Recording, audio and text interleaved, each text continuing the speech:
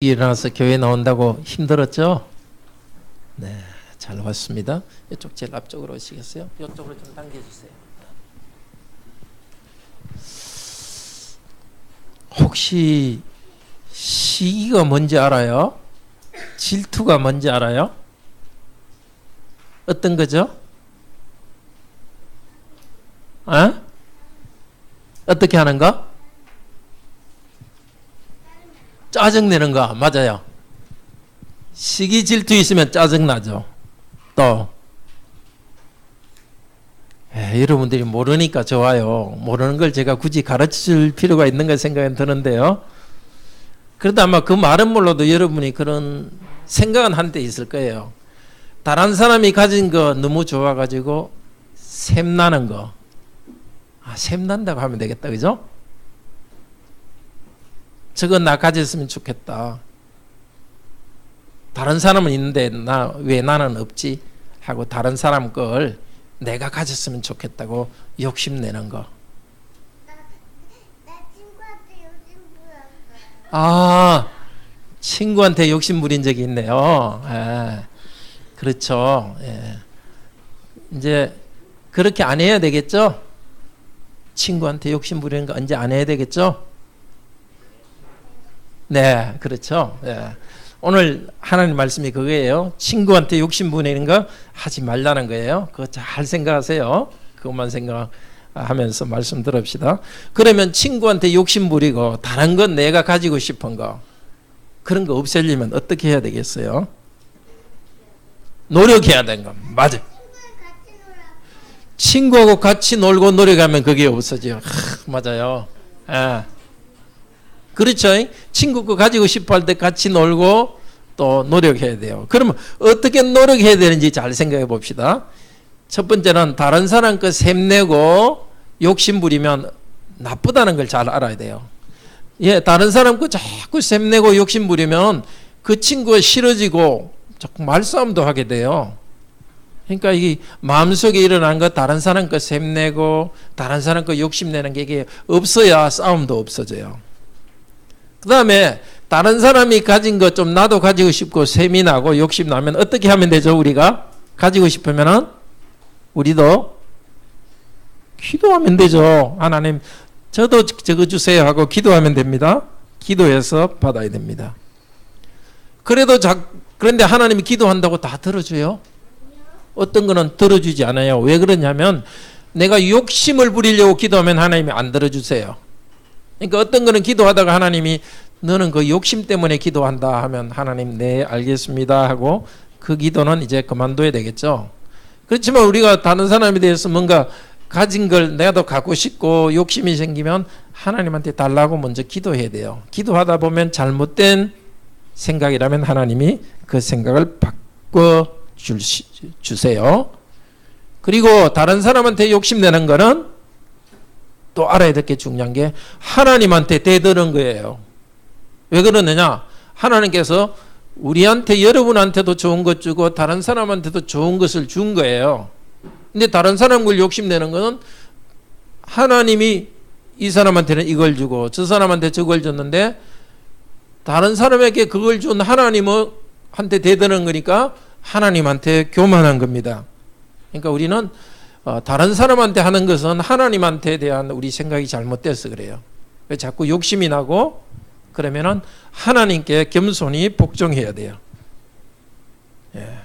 그리고 마지막으로 할 것은 회개해야 돼요. 하나님 잘못했습니다 하고 회개해야 되겠어요. 자, 우리 안에 자꾸 욕심이 생기고 그렇죠? 어떻게 하면 이길 수 있을지 조금 더 자세히 말씀을 계속 들읍시다.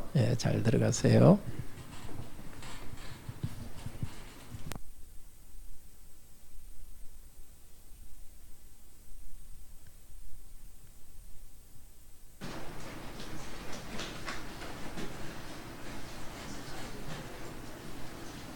하나님께서 말씀을 주시도록 다 같이 기도합시다. 자비로우신 하나님, 참으로 우리들이 죄 가운데 태어나서 그리스도의 큰 은혜로 구원받았지만은 여전히 마음속 깊은 곳에서는 죄악된 경향이 있습니다. 시기와 질투심 이겨나갈 수 있도록 성령께서 가르쳐 주십니다. 과거 교회도 그런 문제가 있을 때 말씀을 통해서 가르쳐 주셨습니다. 이제도 우리에게 다시 가르쳐 주소서. 이 말씀이 우리 귀만 울리는 것이 아니라 우리 마음 깊숙이 파고들게 하셔서 우리의 생각을 바꾸고 우리 의지의 방향을 바꾸어 주시옵소서. 주님, 겸손히 들을 수 있도록 저희들을 낮추어 주시기를 원합니다. 들을 수 있는 이해력을 주시기를 원합니다. 또 지난 한 주간 가정에서 직장에서 일을 하느라고 또 많은 지친 몸으로 나왔습니다. 그러나 이 하나님 말씀에 집중할 수 있도록 맑은 정신을 주시옵소서. 또 하나님 말씀이 달게 받아들일 수 있는 은혜를 주소서. 주님, 말씀하옵소서. 종들이 듣겠습니다. 주 예수 그리스도 이름으로 기도드립니다. 아멘. 하나님께 겸손히 복종하여서 은혜를 풍성히 받읍시다. 그래서 시기와 질투를 이기기를 바랍니다. 칼빈 목사님은 이 본문을 설명하면서 호레이스라는 어떤 수사학자의 말을 인용했습니다. 독재자들에게는 시기심보다 더 큰 고통을 주는 것은 없다. 독재자들은 다른 사람에게 큰 고통을 줍니다. 그렇지만 자기도 계속 고통을 당하는데 바로 시기심 때문에 고통을 당합니다. 시기심이 있으면 계속 괴롭습니다. 시기하기는 뭔가 갖고 싶은데 그건 얻지는 못하고 큰 고통을 줍니다. 자기에만 고통 주는 것이 아닙니다. 다른 사람, 내가 시기하는 그 사람에게도 고통을 줍니다. 특별히 교회 공동체 안에서 내가 누구를 시기하면 뭔가 마음이 나누어지고 분열하는 분열이 생깁니다. 나도 괴롭고 공동체에 고통을 주는 것이 바로 시기심입니다. 초대교회 성도들은 정말 예수 그리스도를 믿기 위하여서 어떨 때는 죽음의 위협도 이기고 재산 피해도 감당하면서 하나님 말씀에 순종했습니다. 그러나 그들에게도 이 시기심이 문제였습니다. 그래서 오늘 이 야고보서를 통해서 그때 성도들에게 말씀했습니다.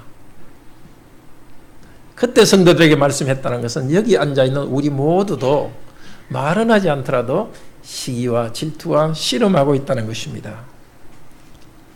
그래서 이 말씀을 오늘 우리에게 합니다. 우리는 단순히 다른 사람의 문제로 시기심을 부어서는 안 됩니다.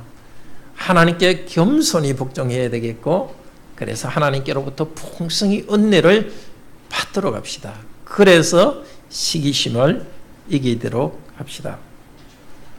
첫째로는 탐욕을 시기하고, 탐욕 때문에 다른 사람의 것을 시기하고, 때로는 기도하더라도 얻지 못합니다. 이 탐욕 때문에 우리는 얻지 못합니다.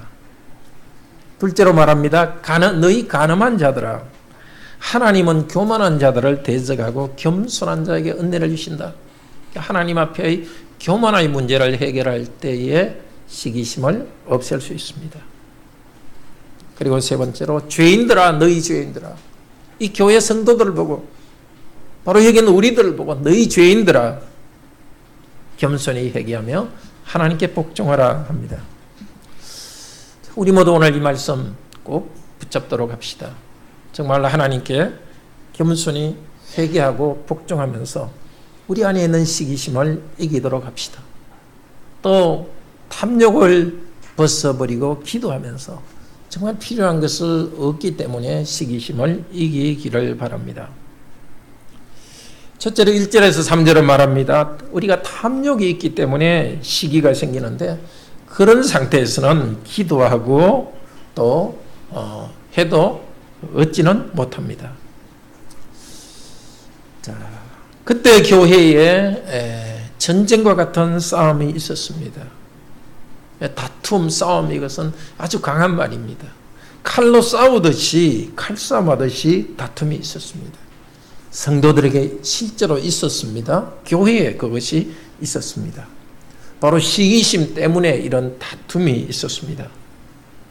그렇게 믿음이 있던 성도들에게도 그런 다툼이 실제적으로 있었습니다.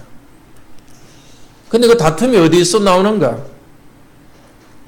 다툼은 시기심에서 나오는데 그 원인은 너희 지체 중에서 싸우는 정욕들로부터 나온다 이렇게 합니다. 싸우는 정욕들로부터 나온다. 개요에 있는 그 주보 보시면서 왼쪽에 그 사역으로 된 것도 같이 보시면서 말씀을 듣기를 바랍니다. 성경 본문과 또 사역으로 된 것 또 거기 있는 것들을 같이 보시면서 말씀을 듣기를 바랍니다. 지체라는 것은 사람의 손발을 이야기하죠. 사람의 손발인데 너희 지체라는 것은 우리 안으로부터 나온다는 뜻이 있습니다.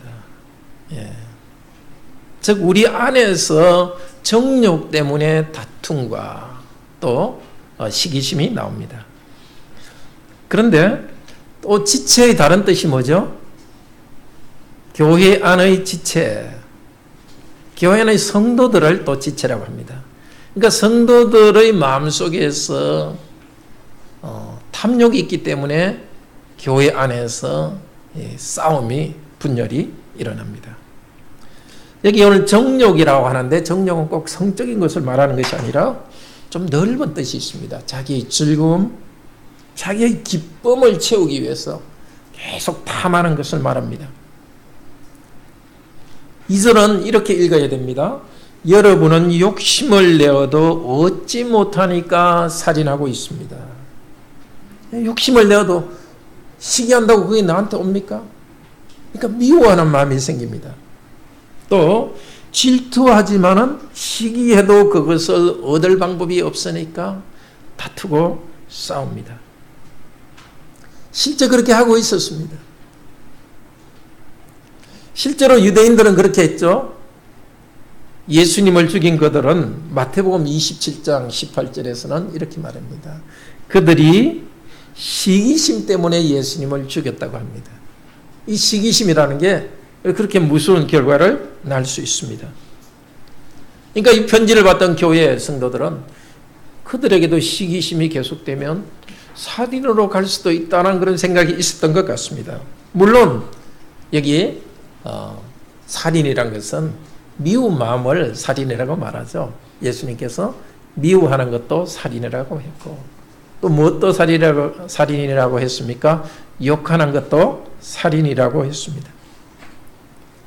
자, 마음속에 시기심이 있으니까 자기보다 좋은 걸 가진 사람들에 대해서 싫어하는 마음이 생기고 다투고 욕도 하고 이런 일이 교회에서 생겼습니다. 근데 도대체 무엇에 대해서 시기심을 가졌을까? 짐작이 됩니다. 3장 1절에 보면은 야고보서 3장 1절 한 장 넘겨 보면 너희들은 많이 선생되지 말라 이렇게 합니다. 그러니까 자기가 선생이 되어서 가르치고 싶은 사람들이 있었습니다. 자기 지식을 나타내 보이려는 사람이 있었습니다. 그래서 더 지식이 있는 사람, 특별히 여기서 성경이겠죠. 성경에 대해서 잘 알고 있는 사람에 대해서 시기하는 것이 있었습니다. 나도 그 사람만큼 가지고 싶다 하는 탐심이 있었습니다. 정욕과 탐심이란 것은 자기에게 하나님께서 주신 것 이상으로 가지고 싶어하는 그것이 정욕과 탐심입니다. 우리는 이런 탐심이 있기 때문에 나를 다른 사람과 비교합니다. 그리고 나보다 더 많이 가진 사람에 대해서는 시기심이 생깁니다. 그런데 시기하고 질투한다고 해서 그것이 생기는 것은 아닙니다. 그러니까 어떻게 하죠? 깎아내리려고 합니다. 나쁘게 말하고 심지어 욕도 하고 다투고 논쟁을 합니다. 그러다 보면 교회에도 분쟁이 생깁니다. 이거 지혜로 다른 사람이 지혜를 부러워하는 사람도 있었지만은 5장에 보면은 들으라 너희 부유한 자들아. 이 교회에 부유한 자들이 있었다는 것을 알습니다. 부유한 자들이 뭔가 잘못하는 일이 있었습니다. 그리고 야고보서 다른 곳에서는 너희 낮은 자들은 높음을 자랑하고 높은 자들은 낮음을 자랑하라 이렇게 말한 것을 보니까 이 그 부유한 자들, 그 부유한 자들이 자랑하는 것이 있었고 또 가난한 성도들은 그 부를 탐하는 자들이 있었습니다. 지식에 대한 탐심, 또 돈에 대한 탐심, 아니면 뭐 요즘은 외모에 대한 탐심, 그런 것들이 서로를 비교하게 합니다. 질투합니다. 다른 사람의 좋은 것을 나쁘게 말합니다. 실제 교회에서 있었던 일입니다. 그리고 오늘 우리에게 이야기하는 것은 우리 안에도 실제 이것이 있을 가능성이 많습니다. 해결책이 무엇입니까? 2절이 말합니다. 기도해서 받아라고 말합니다. 여러분이 가지지 못하는 것은 하나님께 그것을 달라고 기도하지 않았기 때문입니다. 탐내고 시기 질투할 필요가 없습니다. 부르면 기도하십시오. 야고보서 1장 5절은 말합니다. 너희 중에 누구든지 지혜가 부족하거든 후히 주시고 꾸짖지 아니하시는 하나님께 구하라. 그리하면 주시리라. 이렇게 약속하셨습니다. 다른 사람을 시기하지 말고 달라고 기도합시다. 지혜가 부족하면 지혜를 달라고. 물질이 부족하면 다른 성도의 것을 시기 질투하지 맙시다. 물질을 구합시다. 주신다고 약속했습니다. 그런데 기도해도 받지 못할 때가 있습니다. 야고보서 1장 6절에서 8절은 어떤 경우에 받지 못한다고 했죠? 오늘 성경 공부 때 의심하고 있으면 받지 못합니다. 그런데 우리는 우리 기도하는 것을 확실히 받을지 사실은 알 수 없습니다. 그런데 왜 의심하면 안 될까요? 의심은 하나님에 대한 것입니다. 하나님은 신실하시고 좋은 것을 주시는 분이라는 그것에 대해서는 의심해서는 안 됩니다. 하나님을 굳게 신뢰하고 기도할 때 주십니다. 그런데 하나님을 굳게 신뢰하고 기도해도 주시지 않을 때가 있습니다. 오늘 3절에서 뭐라고 합니까?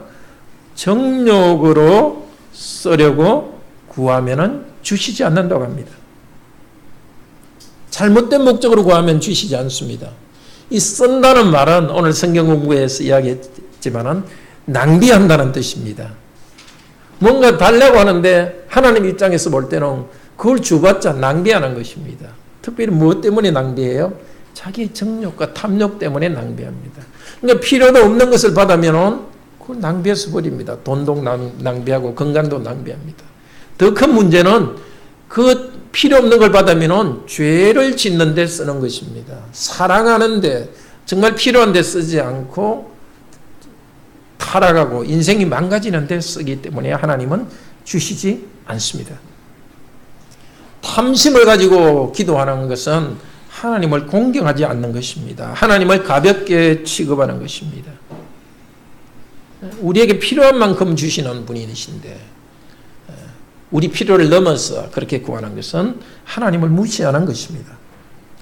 또 탐심을 가지고 구해서 받으면 우리 손해입니다. 우리가 죄를 짓게 됩니다.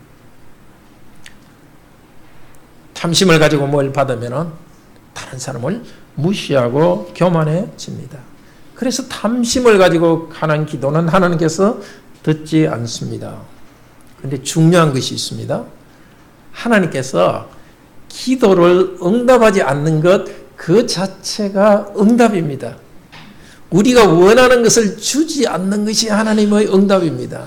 우리의 원하는 것을 주지 않음으로써 정말 우리에게 필요한 것을 주십니다.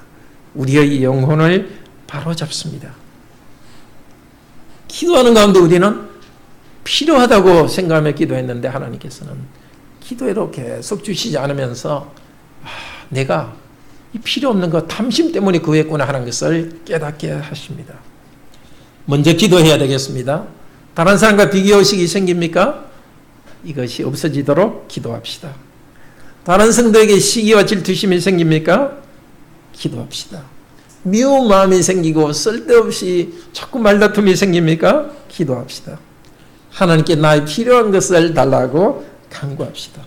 그러나 무조건 달라고 막 떼쓰듯이 막 하나님을 협박하듯이 그렇게 기도하지는 맙시다. 내 자신을 돌아보면서 정말 하나님과 대화하면서 기도합시다. 나에게 즐거움을 위해서 그냥 써버리기 위해서 어떤 것을 구하지 말고 서로 섬기는 데 필요한 것을 구하도록 합시다. 이렇게 우리 영혼을 다 솔직히 내어놓고 하나님과 대화하면서 기도할 때 하나님께서는 우리에게 가장 좋은 것을 주실 것입니다. 그것이 필요하면 주실 것입니다. 우리가 의심하면서 기도하고 있다면 우리의 믿음을 바로잡아 주실 것입니다. 우리가 탐심이 있다면 탐심을 회개하도록 변화시켜 주실 것입니다. 둘째로 말합니다. 4절에서 6절에서 가늠한 자들아, 너희 가늠한 자들아, 하나님은 교만한 자를 대적하고 겸손한 자에게 은혜를 주신다. 이 가늠한 여인들아 하지만은 사실은 남자 여자를 다 포함합니다. 그럼 멀리 있는 어떤 가늠한 여자들을 가늠한 어떤 사람을 이야기하는 것이 아니라 이 편지를 읽고 있는 교인들에 대해서 말하고 있습니다. 그 성도들을 가늠한 자라고 말하고 있습니다. 야고보서는 1장에서 3장까지 형제 자매님이라는 말을 12번이나 썼습니다. 한 장에 5번씩이나 나왔습니다. 그런데 갑자기 성도들을 보고 가늠하는 자들아 하고 말하고 있습니다. 지금 가늠하고 있는 자들이라고 말하고 있습니다. 그리고 오늘 8절에 보면은 너희 죄인들아, 너희 두 마음을 품은 자들아, 정말 심하게 표현하고 있습니다. 성도들을 강하게 책망합니다. 오늘 앉아있는 우리들에게도 하나님께서는 강하게 책망하십니다. 아마 그때 성도들 중에 특별히 시기와 질투 때문에 교회 분열을 일으키는 사람이 있었기 때문에 강하게 책망했습니다. 그러나 그뿐만이 아닙니다. 모든 성도에게는 마음과 행에는 어느 정도는 이게 깔려있기 때문에 이렇게 깜짝 놀라서 마치 망치로 머리를 꽁 때리듯이 정신을 차리게 합니다. 너희는 지금 간음하고 있다. 여기는 영적으로 간음하고 있다는 뜻입니다. 하나님께서는 우리를 사랑하시는데 마치 좋은 남편이 아내를 사랑하듯이 우리를 사랑하십니다. 우리가 하나님의 사랑에서 벗어난다면 그것은 간음입니다. 다르게 말해서 세상과 벗되는 것, 세상과 친구되는 것입니다. 세상과 친구된다는 것은 여기서 우리 회사에서 사람들 믿지 않는 사람과 친구되는 것, 그것이 잘못은 아닙니다. 여기 말하는 세상과 친구되는 것은 세상의 잘못된 악과 친구가 되는 것입니다. 세상의 악한 경향과 따라가는 것, 그것은 우리를 사랑하시는 하나님에 대한 그 결혼 관계를 배반하는 것입니다. 하나님과 우리와 친교를 잘하는 것입니다. 도대체 그러면 그 세상을 향해 나가는 것이 무엇입니까? 야고보서 바로 윗장에 3장 14절 15절은 이렇게 말합니다. 세상의 것은 땅 위의 것인데 정욕의 것, 귀신의 것이라고 말합니다. 세상과 가까이 간다는 것은 정욕과 탐욕을 따라가는 것이고 귀신을 따라가는 것입니다. 그리고 그것은 14절에 뭐라고 합니까?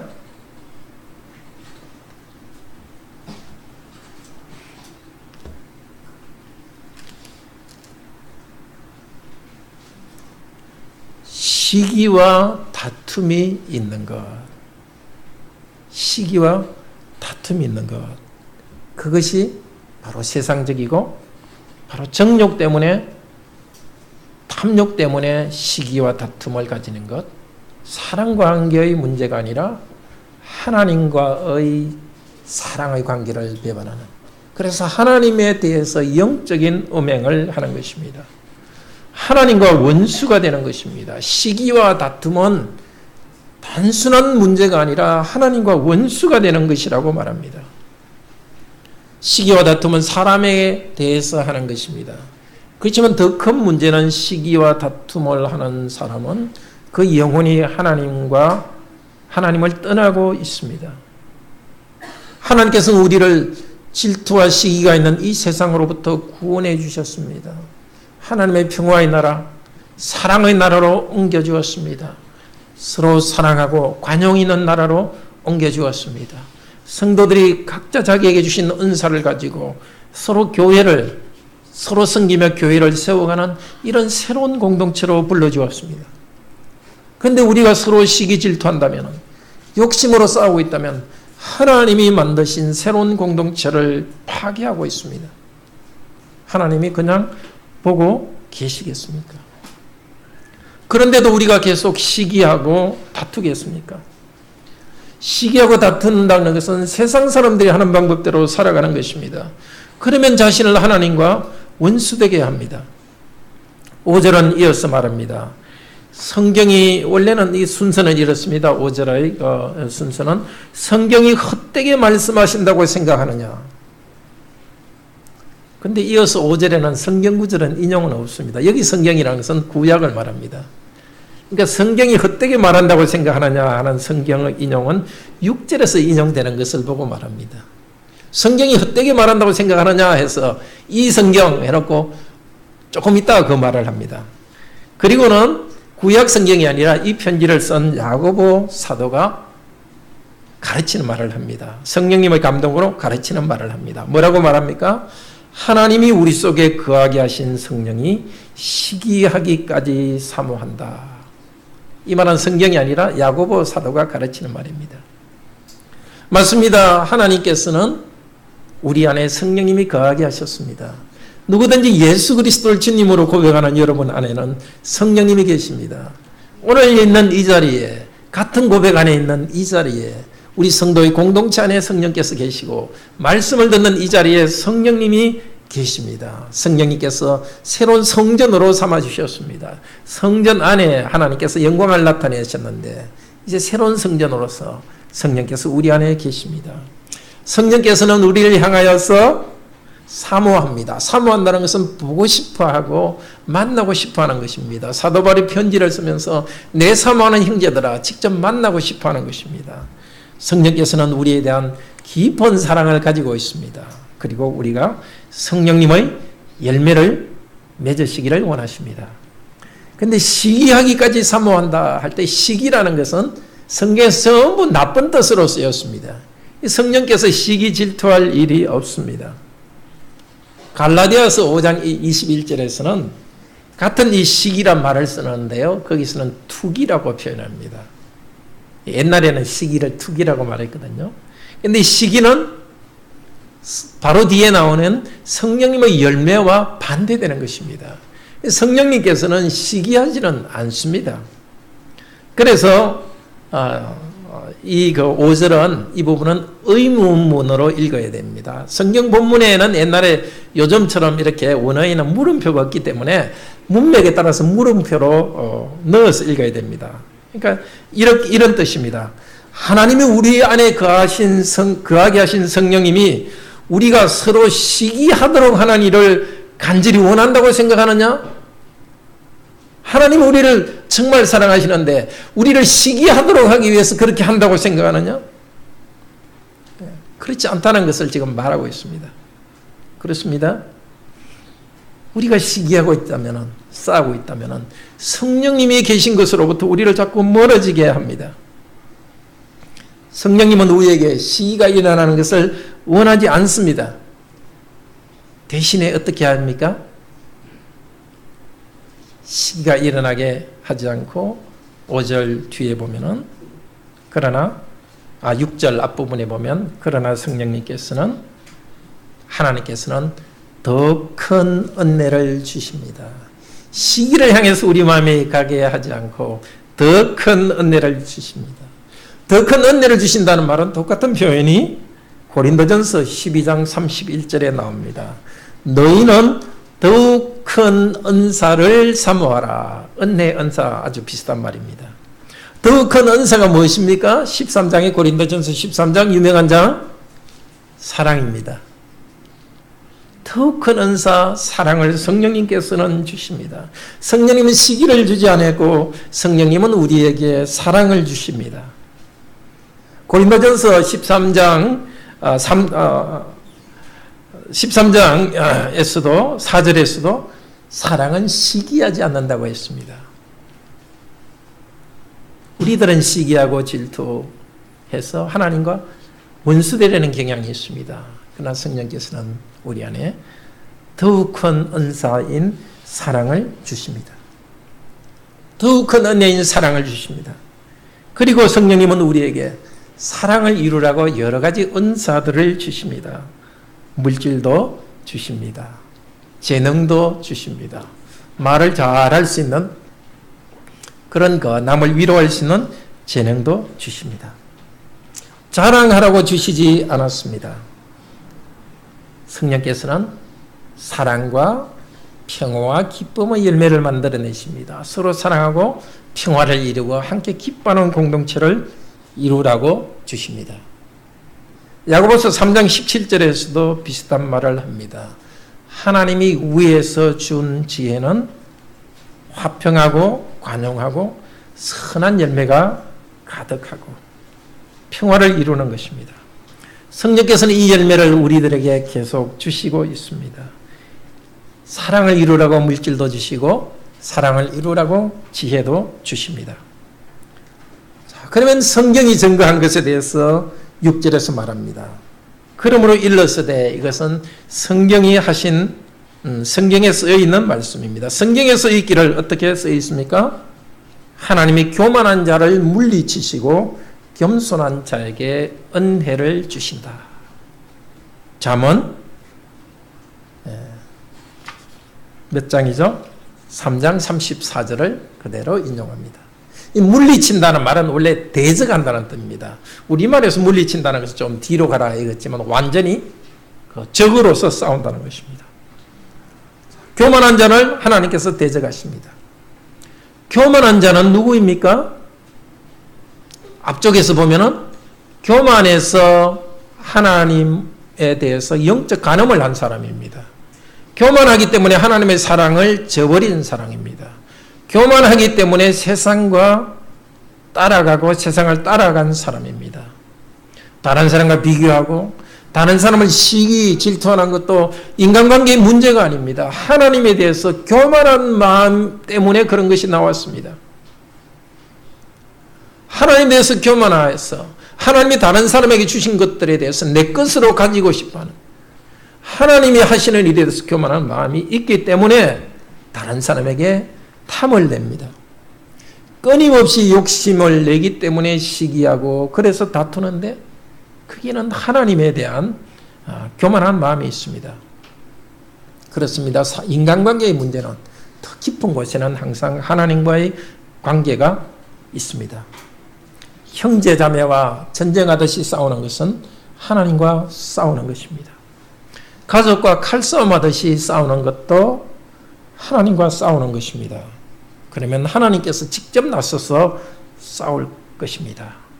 그러나 겸손한 자, 하나님께 겸손하여서 자기에게 주신 것에 감사하고 다른 사람에게 주신 것을 축하하는 자는 하나님께서 은혜를 주십니다. 세 번째로 말씀하십니다. 7절에서 끝까지 말씀하십니다. 죄인들아 겸손히 회개하며 하나님께 복종하라. 7절은 그러므로 여러분은 하나님께 복종하십시오. 하나님을 우리의 적으로 만들지 않으려면 하나님께 복종합시다. 하나님께 겸손히 굴복합시다. 구체적으로 하나님께 겸손히 굴복한다는 것은 우리 각자에게 필요한 것을 나누어 주신 하나님을 존경한다는 것입니다. 하나님께 굴복하기 때문에 탐내지 않습니다. 다른 성도에게 주신 하나님께 주신 것들은 그들에게 주신 것으로 기쁘게 인정하는 것이 하나님께 복종하는 것입니다. 마귀들을 대적하십시오. 그러면 여러분으로부터 피할 것입니다. 우리는 사랑과 싸워서는 안 됩니다. 마귀와 싸워야 됩니다. 근데 마귀는 어떤 일을 하는가? 야고보서 바로 이쪽에 3장 14절 15절에 보면은 자 15절에 이것은 귀신의 것이요 했는데 귀신의 것은 14절에서 시기와 다툼입니다. 자 여기서 마귀와 싸우라는 것은 여러분이 시기 질투하는 데는 여러분 마음에 있는 시기 질투심도 있지만은 마귀가 여러분들을 유혹해서 더 그쪽으로 끌고 갑니다. 자, 우리는 시기 질투와 싸우면서 사실은 마귀가 보이지 않지만 마귀와 싸우는 것입니다. 물론 우리가 마귀와 싸울 때 마귀는 우리에게 더 대듭니다. 우리가 그냥 조용하게 있으면 마귀는 그냥 가만히 둡니다. 우리가 마귀와 싸울 때 더 어려움을 일으킵니다. 시기 질투와 싸우고 우리가 정말 형제자매를 평화롭게 대하려고 할 때 오히려 오해를 받을 수가 있습니다. 마귀는 이 시험을 일으켜가지고 내가 선한 동기로 했는데도 오히려 불필요한 오해를 받고 힘든 상황에 빠질 수 있습니다. 그럼에도 불구하고 우리가 시기 질투하지 않고 평화 가운데 나아갈 때 마귀는 우리를 피해갑니다. 공격이 있지만 우리는 더 강하게 싸우면서 더 하나님께 복종하면서 마귀와 싸웁니다. 그러면 시기 질투를 만들어내는 마귀와 어떻게 싸우겠습니까? 아주 유명한 에베소서 6장 10절에서 20절은 말합니다. 어떻게 해요? 너희들은 진리의 허리띠를 메고 의로운 가슴 덮개를 하고 구원의 투구를 하고 그 다음에 평안의 복음의 신발을 신고 말씀과 성령의 칼을 가지라. 이 모든 걸 종합하면 말씀입니다. 말씀 때문에 믿음이 나오고 말씀 때문에 또 복음 말씀이 바로 우리에게 구원을 주는 것이고 복음 말씀 때문에 의를 이룹니다. 마귀와 싸우는 것은 말씀의 칼을 가지고 싸우러 가겠습니다. 말씀의 칼을 가지고 마귀와 싸우러 그랬습니다. 우리가 말씀이 없으면 우리 생각대로 마음대로 생각이 흘러갑니다. 이렇게 오늘 들은 말씀을 꽉 잡고 있을 때 성령께서는 말씀을 사용하여서 마귀를 이기도록 합니다. 너무나 단순한 말씀입니다. 그렇지만 이 말씀을 붙들으십시오. 하나님께 복종합시다. 하나님께 복종할 때 우리는 복종하는 마음을 가질 때 시기 질투를 이길 수 있습니다. 이런 말씀을 굳게 붙잡을 때 우리는 마귀와 싸워 이깁니다. 그리고 에베소서에서는 기도하라고 합니다. 말씀과 기도. 이것은 우리 마음의 위로받기 위해서만 말씀을 읽는 것이 아닙니다. 마귀와 싸우기 위해서 우리는 말씀의 무기가 필요합니다. 그리고 나한테 필요한 것을 뭘 달라고 건강이나 물질 달라고 그걸 위해서만 기도하는 것이 아닙니다. 마귀의 공격으로부터 나를 지키기 위해서 우리는 기도합니다. 기도할 때 내 탐욕을 깨닫고 회개할 때 마귀는 공격할 것이 없어집니다. 그리고 하나님께 가까이 하십시오. 그리하면 여러분에게 가까이 하실 것입니다. 하나님이 약속하셨습니다. 기도와 말씀으로 경배하며 나아갈 때 하나님은 우리에게 가까이 하시고 보호해 주신다고 약속해 주셨습니다. 그런데 이어서 무슨 말을 합니까? 너희 죄인들아 두 마음을 품은 자들아. 너희 죄인들아. 하나님께 가까이 가라. 여러분에게 가까이 갈 것입니다. 이거 약속을 해놓고 그 다음에는 그 성도들 보고 너희 죄인들아 하고 경고합니다. 두 마음을 품은 자들아 하고 경고합니다. 어떤 죄인들? 하나님 말씀대로 순종하지 않는 죄인들. 시기와 질투 때문에 서로 분열이 있던 이 죄인들, 그때 교회에 대해서 말합니다. 시기와 질투 때문에 왠가의 마음이 나눠지는 우리들에게 말씀하십니다. 너희 죄인들아. 어떻게 하라고요? 너희 손을 깨끗게 해라. 손을 깨끗게 해라는 것은 삶을, 정말 깨끗한 삶을 살아라는 것입니다. 두 마음을 품은 자들아. 정말 하나님을 믿는다 하면서도 마음속이 복잡해가지고 탐욕으로 생각이 끌리기도 하고 하나님을 향해서 생각이 끌리기도 하고 좀 단순한 마음으로 너희들을 마음을 깨끗하게 하라. 우리 마음으로 하나님께 헌신하고 행동으로 하나님이 원하시는 뜻을 행하라고 말합니다. 우리는 겉으로 다른 사람을 시기 질투하는 말을 하지 않더라도 우리 마음에서 그 일이 일어나지 않도록 마음에 거기서 일어날 때 하나님께 회개하고 우리 마음을 깨끗게 해야 됩니다. 마음에서 일어나는 것도 죄입니다. 항상 마음이 나누어져 가지고 다른 사람에게 시기 질투하고 그렇게 그 다툼이 그런 행동을 하는 걸 당장 그만둬야 됩니다. 9절에서 말합니다. 여러분은 슬퍼하며 애통하며 우십시오. 이게 슬퍼한다는 것은 아주 스스로 고통스러워하라는 뜻입니다. 특별히 구약에서는 하나님께서 심판하실 것을 경고하면서 선지자들이 쓴 말입니다. 하나님께서 너희들을 심판하러 오고 있다. 특별히 바벨론 멸망의 날이 오고 있다 하면서 그 나라를 생각하면서 너희는 고통스러운 나라를 생각하면서 고통해라. 우리들도 시기 질투를 가볍게 생각하지 말고 그것 때문에 하나님이 우리를 대적하시고 하나님께서 우리를 심판하실 것을 생각하면서 이 시기 질투의 문제에 대해서 좀 고통스럽게 생각해야 됩니다. 슬퍼하며 애통하며 우십시오. 애통하며 운다는 것은 정말 이것이 잘못이라는 것을 회개하라는 것입니다. 어떻게 하라고요? 너희의 웃음을 애통으로 바꾸십시오. 여러분의 즐거움을 근심으로 바꾸십시오. 네. 웃음과 즐거움 어떤 거죠? 시기 질투 있고 살아가면서도 아무 일 없는 듯이 그냥 즐거워하는 것. 마음속에 탐욕을 가지고 탐심을 그대로 품고 가면서도 그냥 인생이 잘 되는 것처럼 즐겁게 살아가는 것. 그렇게 아무 일 없는 것처럼 감추지 말고 자신의 탐욕과 시기 질투심을 하나님께 내어놓고서 통곡하십시오. 자, 예수님께서 이것은 하신 말씀이기도 합니다. 누가복음 6장 21절 25절에서 말씀하셨습니다. 지금 우는 자들은 복이 있다. 나중에 웃을 것이다. 지금 웃는 자들이여 너희들은 나중에 울 것이다. 이 땅을 살아가면서 그냥 탐욕 가지고 또 시기 질투하며 살아가는 사람, 기쁘게 살아가는 것 같지만 예수님 재림하셔서 심판하는 날 울 것입니다. 그러나 이 땅에서 자신의 죄를 생각하면서 자기를 부인하며 회개하며 살아가는 사람들, 눈물이 있으면서 이 땅을 살아가는 성도들은 예수 그리스도께서 오실 때 하늘나라의 즐거움에 참여하게 하실 것입니다. 이 땅에서도 마찬가지입니다. 눈물로 회개한 자들에게는 하나님께서 가까이 하시고 기쁨을 주십니다. 그러나 가벼운 기쁨으로 나아가는 사람은 하나님께서 가까이 하지 않기 때문에 불안감이 있습니다. 10절은 말합니다. 회개하는 자들에게 주는 축복을 말합니다. 주님 앞에서 낮추라 그리하면 너를 높이라. 이 낮춘다는 것은 겸손하라는 뜻입니다. 겸손은 그래서 사람들이 보기에 참 저 사람 다소곳하다. 그것이 겸손 아닙니다. 아니면 낮아지는 것은 다른 사람과의 관계에서 뭔가 상처를 보고 약간 짓밟힌다 할까요? 그런 것이 아닙니다.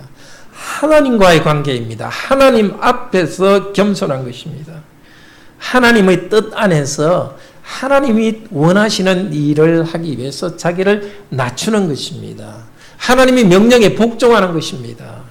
자기 탐욕을 가지고 마음껏 구하는 것이 아니라 하나님의 뜻에 자기를 굴복시키고 탐욕을 따라 구하는 것을 그만두는 것입니다. 하나님께 복종하기 때문에 다른 성도들에게 하나님께 주신 것을 시기 질투하지 않습니다. 성도뿐만이 아니라 우리 사회에 있는 다른 사람에게 준 것, 심지어 악한 사람에게도 하나님께서 좋은 것을 주신 것에 대해서 시기 질투하지 않습니다. 하나님께서 섭리 가운데 일하시기 때문에 자기를 낮춥니다. 마태복음 23장 12절에서 예수님께서 약속하셨습니다. 누구든지 자기를 높이는 자는 낮아지고 낮추는 자는 높아지리라. 이 땅에서 하나님 앞에서 자기를 낮추는 자. 그래서 다른 사람의 좋은 것을 볼 때에 시기 질투의 마음을 바꾸는 사람, 다른 사람의 좋은 것을 축하하는 사람, 낮아지는 사람, 하나님께서 높여주실 것입니다. 주 예수 그리스도 오실 날에 영광의 하늘 영광으로 높여주실 것입니다. 그렇지만 이 땅에서 우리가 계속 낮추는 가운데 이미 우리는 높아집니다. 탐욕 가운데 인생을 그렇게 비천하게 사는 것은 너무나 불행합니다. 겸손하게 다른 사람의 것을 존중하며 사는 그런 고상한 삶을 산다는 것 자체가 이미 우리를 높여주시는 것입니다. 이런 탐욕과 시기 질투의 공동체가 아니라 서로의 은사들을 축하하는 이 공동체, 교회 안에 있다는 것 자체가 높아지는 것입니다. 교회 안에 교회라는 축복을 우리가 받는 것입니다. 제약된 상대로 벗어나서 겸손히 회개할 때 하나님께서는 우리는 또 높여주십니다. 우리를 의롭다고 인정해 주십니다. 하나님 아들 딸로서 기쁘게 받아들여 주십니다. 성령님을 풍성히 주시고 은사를 주셔서 우리가 거룩한 백성으로 살아가게 하십니다. 다른 사람을 섬기고 다른 사람에게 자비를 베풀 수 있도록 합니다. 자기 혀를 잘 다스리게 하실 것입니다. 역시 캘빈 목사님은 이 부분을 설명하면서 어거스틴의 말을 인용했습니다. 나무가 위로 자라기 위해서는 뿌리를 깊이 내려야 합니다. 그런데 자기 영혼을 겸손에 깊이 뿌리 내리지 않는 사람은 위로 높아져서 멸망으로 향할 것입니다. 사랑하는 형제자매님들, 우리 정말 시기 질투의 문제 해결하기 위해서 하나님께 겸손히 복종하면서 은혜 받도록 합시다. 탐욕으로 시기 질투해도 우리는 받지 못합니다. 얻지 못하고 기도해도 받지 못합니다. 우리가 시기 질투한 것, 그것은 하나님께 대해서 교만한 것이고 하나님의 사랑에 대해서 간음한 것입니다. 하나님은 그런 자들을 대적하십니다. 겸손히 하나님께 나아갈 때 우리에게 은혜를 주십니다. 겸손히 회개하며 하나님께 복종할 때 하나님께서 우리를 높여주시고 정말 좋은 것, 이 땅에 필요한 것을 주실 뿐만이 아니라 우리 영혼을 성결하게 만들어 주실 것입니다. 마지막에 주님의 나라로 환영해 주실 것입니다. 우리 다 같이 하나님을 감사 찬양합시다.